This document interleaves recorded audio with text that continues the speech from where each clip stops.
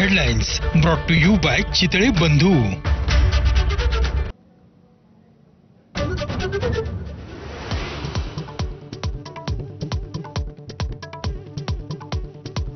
जम्मू काश्मीरच्या पहलगाममध्ये दहशतवाद्यांचा भ्याड हल्ला, 28 पेक्षा अधिक जणांचा मृत्यू। नाव आणि धर्म विचारून दहशतवाद्यांनी घातल्या गोळ्या। जम्मू काश्मीरमधील दहशतवादी हल्ल्यात महाराष्ट्रातील दिलीप डिसले आणि अतुल मोनेंचा मृत्यू, तर 2 मराठी पर्यटक जखमी। मुख्यमंत्र्यांची माहिती।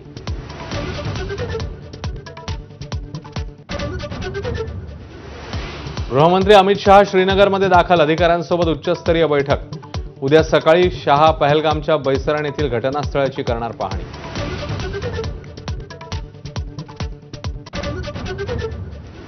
लग्नानंतर काश्मीरमध्ये फिरायला गेलेल्या जोडप्यांना दहशतवाद्यांनी गाठलं, पती गमावलेल्या नववधूचा हृदय हेलावून टाकणारा व्हिडिओ।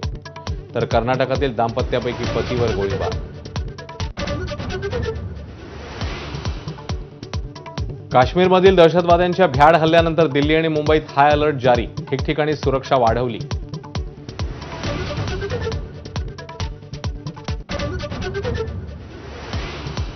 दहशतवादी हल्ल्यामुळे काश्मीरमधल्या पर्यटनाला फटका बसण्याची भीती स्थानिकांकडून व्यक्त, अनेक पर्यटक आपापल्या राज्यात माघारी फिरायला सुरुवात।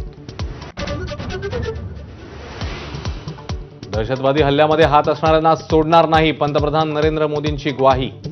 दहशतवादाशी लढण्याचा निर्धार अधिक मजबूत झाल्याचंही केलं स्पष्ट।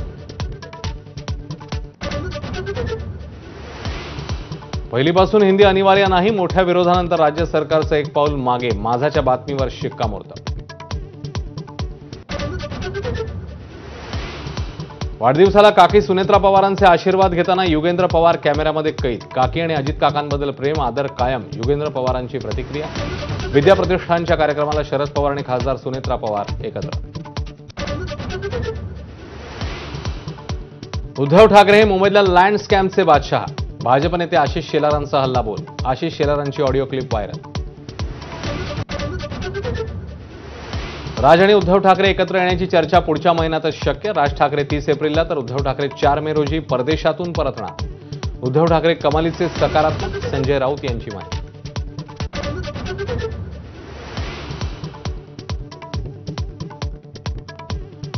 मत्स्य व्यवसायाला शेतीचा दर्जा, राज्य मंत्रिमंडळाच्या बैठकीतल्या निर्णयाने 4,63,000 मच्छीमारांना होणार फायदा, तर गोसीखुर्द प्रकल्पाला 26,000 कोटींचा निधी, भंडारा, चंद्रपूर, नागपूरच्या शेतकऱ्यांना होणार लाभ।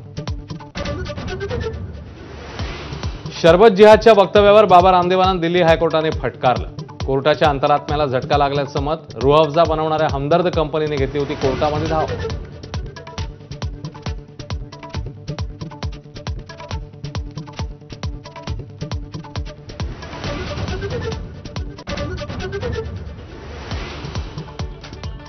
नमस्कार, मी अश्विन बापट, आपण बघताय 10च्या बातम्या।